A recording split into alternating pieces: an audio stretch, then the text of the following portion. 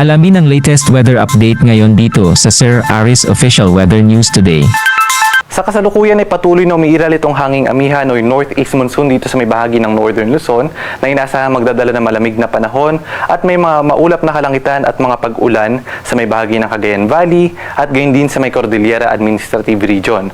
Samantalang dito sa may bahagi ng Ilocos Region, magkakaroon naman ng mga isolated na mga may hinang pag-ulan o pag-ambon.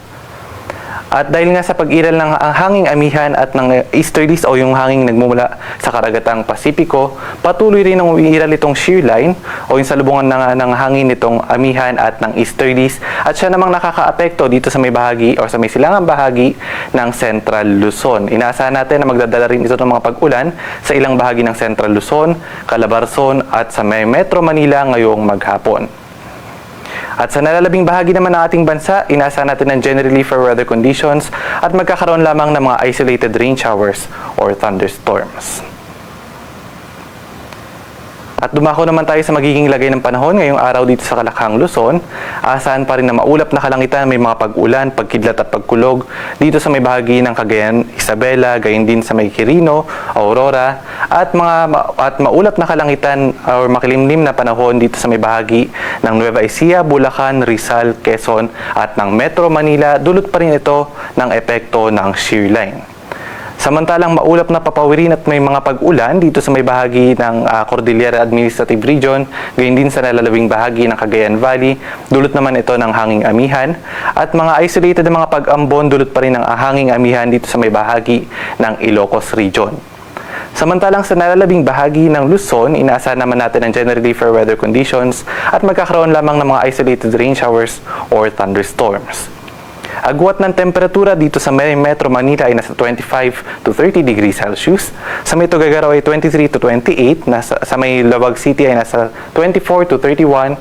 Baguio City ay 17 to 23. Tagaytay 21 to 29. At dito naman sa may Legazpi ay nasa 25 to 32 degrees Celsius.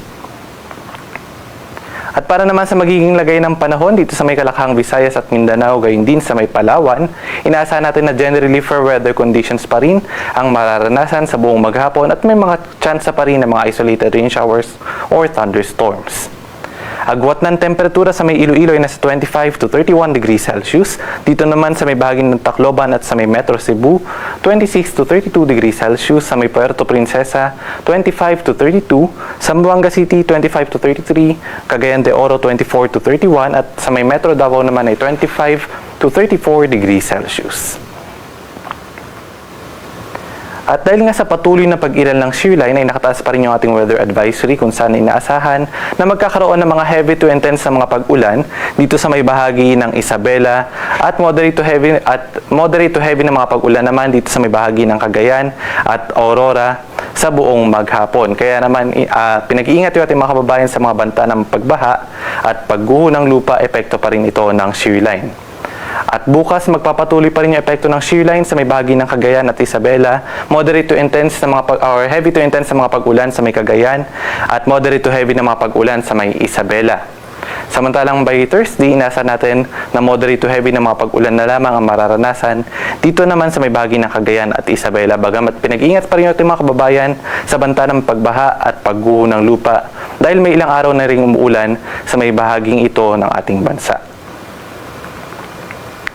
At sa ngayon, wala naman tayo nakataas na gale warning sa namambaybayin ng ating bansa. Bagamat pinag-iingat yung ating mga kababayang papalaot sa may baybayin ng Northern Luzon dahil pa rin sa epekto ng hanging amihan na maaaring magdala ng katamtaman hanggang sa matataas na mga pag-alon. At ang sunrise ngayong umaga ay nasa natin at 6:06 ng umaga at lulubog naman ng haring araw na mamayang 5:25 ng hapon.